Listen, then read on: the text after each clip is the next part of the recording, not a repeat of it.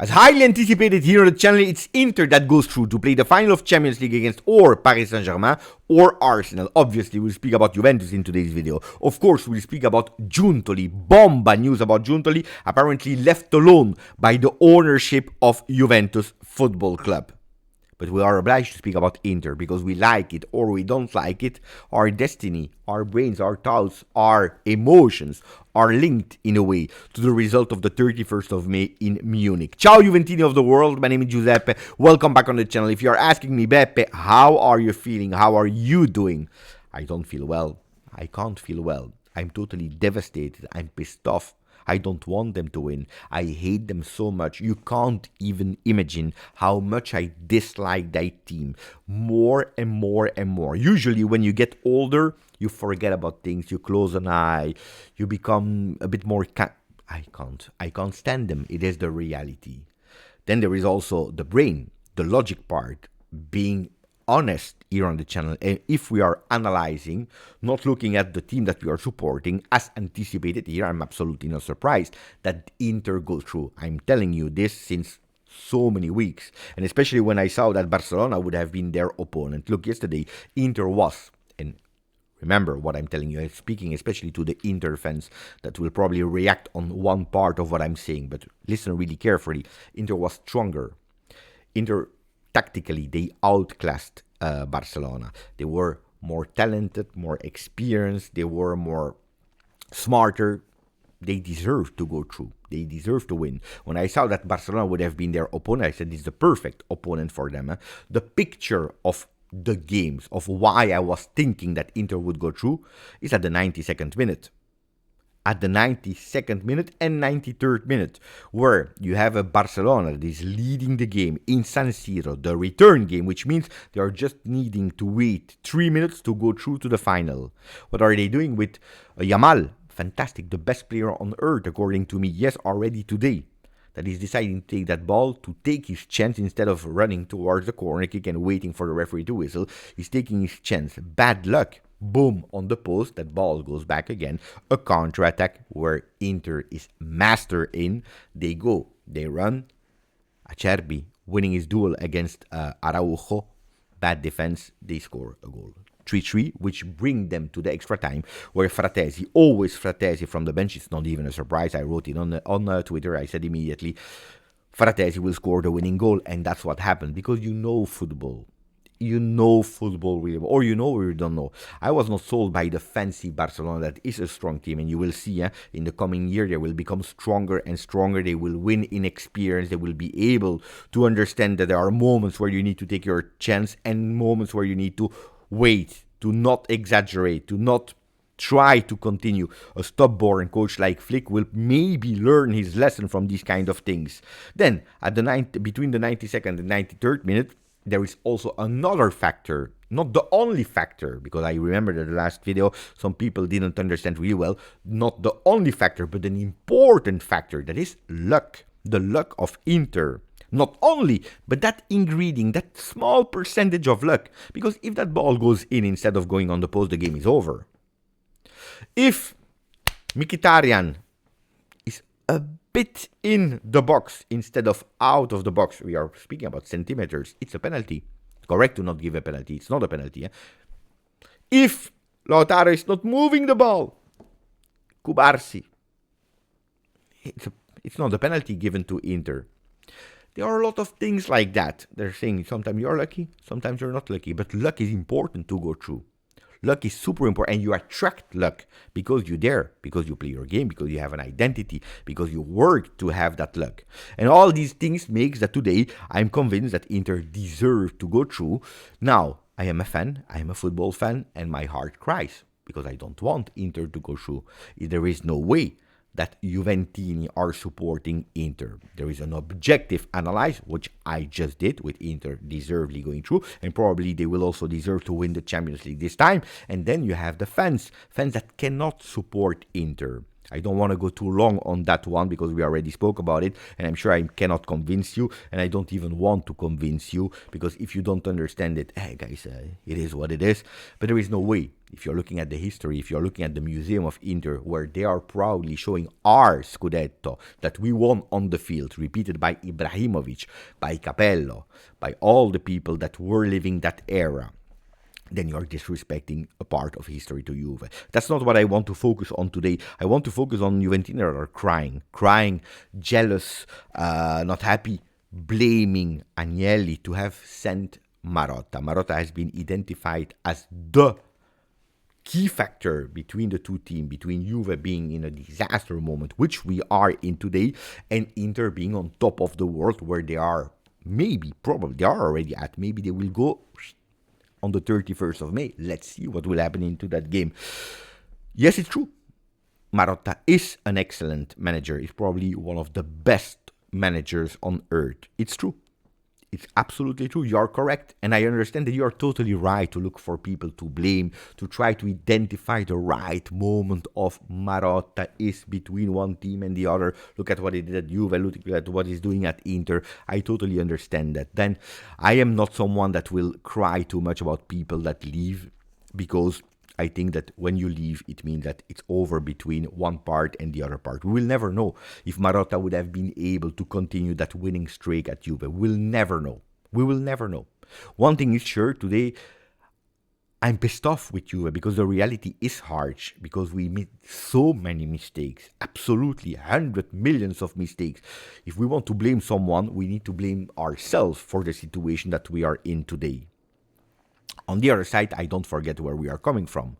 We come from 9 Scudetti in a row, 10 years of winning trophies in a row, because don't forget the year of Piero where we won 2 trophies, Supercoppa, Coppa Italia, that people sometimes they forget to mention. So 10 years of dominance in Italy, 9 years of Scudetti, twice the final of Champions League, that unfortunately we had not the same opportunity as Inter, but we are playing against the strongest Barcelona ever. We are playing against the strongest Real Madrid ever. We don't receive a penalty, Dani Alves on Paul Pogba. We lose both the final. That could have changed the way that we are looking at that momentum of Juve, but the huge big dominance of winning. If I'm looking at Inter today, of course I'm telling, hey, they are strong. They deserve to be where they are. Marotta, important factor. On the other side, in the 5 years, they are about to lose, let's see, but they are about to lose their 4th Scudetto on 5. They only won 1 Scudetto, 2 Scudetti. They won 2 Scudetti, sorry. My bad, my mistake, but they lost a few. They are about to lose their 3rd one. Don't forget that they won the access to the final of Champions League, but they didn't win it at the moment yet today. So that dominance of Inter is an up and down of winning trophies with Juventus. They dominated so long. So I'm much more proud about what we did at the moment more than Inter. Then if Inter wins the final of Champions League, if they continue to win the Scudetti, if they continue that dominance for 5, 6, 7, 8 years, congratulations to them. Well done. Job well done. At the moment, it's not like that. So instead of looking too much about what the others are doing and beautiful and fantastic and being jealous, I will never be jealous. I will be extremely happy about what we did, and now we need to put our sleeves on and working again to go back in a total dominance in Italy, in doing well in Champions League, first of all, qualifying this season and thinking about the Champions League doing well, having again that DNA of victory. The big question is, will we do it with Cristiano Giuntoli? And that's where we open the second chapter of today, because yesterday Luca Momblano on Juventus launched the bomba.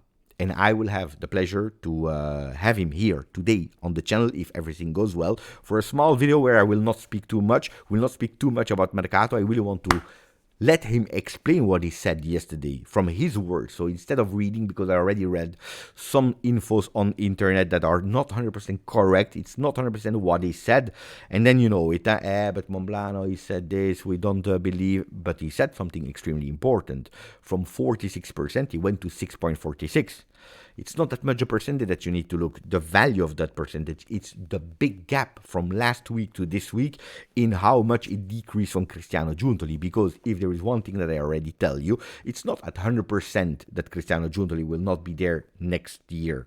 One thing is sure is that at Juventus, the ownership, they said, oh, it's good, Thiago Motta. Okay, it's good, eh? Allegri, it's good. Tudor, but at a certain moment there is a trait d'union. There is a link. The injuries, the fact that we are not performing, the fact that we already sacked 2 coaches, Allegri and the one that you really believed in, the fact that the transfer market signings, you remember, Koopmanners, the money that we spent on him, Douglas Luiz, Nico Gonzalez, etc., etc., etc., they are all flopping. There is a problem. There is a huge, big problem. The relationship between players, agents, Cristiano Giuntoli, at a certain moment, the ownership said, there is a responsible. Someone is responsible for that situation, and we identified him. It's not only, but now we identified, and we don't know if we want to continue with him. We think that we already take a decision. I will ask more questions to Luca Momblano later to explain even better with the right words, with the right explanation. But what I can tell you is that Juventus, the ownership, and I'm speaking about ownership, Exor, they said basta. Basta, because like this, it's absolutely not working. Looks like behind the scenes there is already an idea about how to go through from one to another, because don't forget, we will have a lot of pressure. We'll have a lot of pressure because there will be that open window from the 1st until the 10th of June where Juventus is obliged to go and do something on the transfer market, because some players that we had under loan contract will not be able to go to the Club World Cup. And if we think that going with Pietrelli, that I really love, that I really have a lot of consideration, that totally deserve to go with the team there as a third striker, that if we believe that Pietrelli will be the savior of the club, if we believe that with Pietrelli and with Turicchia it's enough to go to play against Manchester City, to play against the 2 other teams, to go through, to maybe play against Real Madrid, and to do well in an international competition that we will play for the very first time, where the entire world will look at, we have a problem. What I was expecting from Cristiano Giuntoli were the names of Mastantuono. Mastantuono, that a lot of time you told me on the channel, Beppe, look at that guy. It's a player that I already know since 2 years. I had the opportunity also, thanks to some relations that I have, to speak with international scouts. They told me he's a monster. Beppe, he's a fantastic guy. But not today, not yesterday, 2 years ago, when a few weeks ago I tried to ask a bit more information about how feasible it is or not, because I heard about big clubs already on the player. He told me, forget about it. He has a clause of 45 million euro. The family of the player, they don't want to do something dirty to River Plate, so probably the 45 million euro will be the bare minimum to let him go from Argentina. Forget about it. Juventus, they don't have the opportunity, they don't have the cash. That was something that I was expecting from Giuntoli 2 years ago, to go on Mastantuono. Not today. Today is too late. And then he will tell me, Beppe, today we hear about Hojlund. Is it real? Is it not real? What is right? What is wrong? Yesterday I spoke with Nicolo Schira. The day before I spoke with Nicolo Balice. I spoke with Daniele Longo, with a few journalists. Some of them are confirming. They are confirming Hojlund is a target of Juve. Now I'm telling to myself, if that's the first name, the real concrete first name that Cristiano Giuntoli is looking for to replace Dusan Vlahovic, we have a problem. We have a problem. Of course, we don't know if we will play in Champions League. Of course, we don't know who will be the coach, but we are obliged already to go in to explore the market. And if that's the first name that you're looking for, probably it will even flop. We will not go for Hojlund.